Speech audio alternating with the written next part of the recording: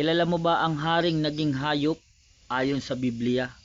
Siya lang naman ang hari ng Babylonia. Walang iba kundi si Haring Nebuchadnezzar na isang masamang hari at mapagmataas na hari dahil sa kanyang kasamaan at mapagmataas pride. Siya ay pinarusahan ng ating Panginoong Diyos. Siya ay ginawang hayop. Ang kanyang mga kuko ay naging parang isang agila at ang kanyang mga buhok ay parang naging balahibo ng isang agila. Siya ang haring ginawang hayop ng 7 taon at kumain ng damo. At pagkatapos ng 7 taon, dapat siya ay magsisi at kilalahanin ang Diyos na pinakamataas sa lahat at siya ang pinagmulan ng lahat sa mundong ito.